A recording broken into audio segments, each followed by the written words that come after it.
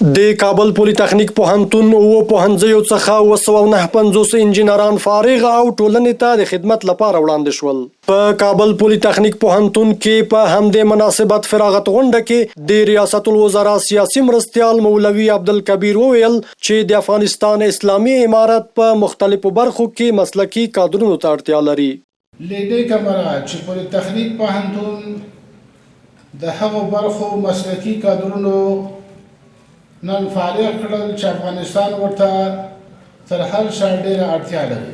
اسلامي امارت کله یو خوا د هیواد د اساسي پروژو په تطبیق کار پیل کړی، ورسره څنګه د افغانستان د قانونو د استخراج لپاره هم هڅې پیل کړي دي. دا چارې د پولی تخنیک پوهنتون له مسلکي کادرونو پرته نشي کېدلی. تاسې د دې برخو مسلکي کادرونه یاستئ او تاسو ته په دې برخه کې ډېره اړتیا ده.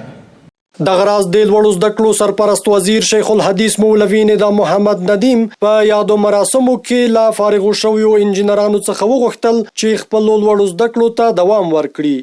دا فکر د ځان سره ولرئ چې زه به نور هم د خپل علمي قوه بلا کوم. ماستر صاحبان یې د دکتورا فکر ولري، د لیسانس فارغین دي د ماسترۍ فکر ولري، په دا علمي سلسله کې ترقي چې ښه کمال ته ورسېږي. بنده چې ولته جلا انجینر ضرورت وي، تعمیر دپاره د جلا انجینر ضرورت وي. دغه ضرورات د جامعې ځوانانو ستاسې د نن نه وروسته مکلفیت دی چې تاسې باید پوره کړي.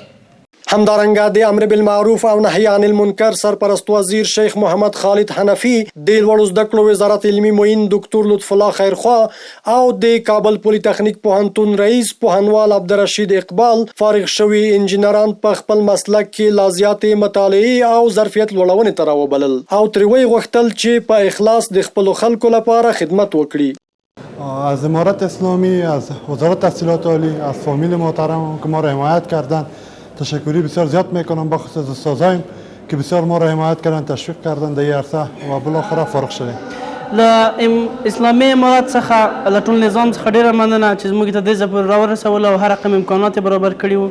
وروسته له دې څخه چې موږ فارغ شولو، البته زموږ دا غوښتنه ده تر څو موږ ته د کار زمینه برابره شي، همداسې د نورو لوړو زده کړو تر څو وکولی شو تر ماسترۍ او دکترا پورې زده کړې وکړو. نظام تحصیلات عالی در افغانستان رو به پیشرفت است و نظام امارت اسلامی توجه بیشتر در این عرصه داشته و از تمام اساتید پوهنتون پولی تخنیک ما راضی هستیم. د یادونې وړ ده چې په دغو فارغانو کې 222 د ماستري او 1530 د لیسانس په کچه وو چې د هیواد د ودانولو لپاره ټولنې ته وړاندې شول.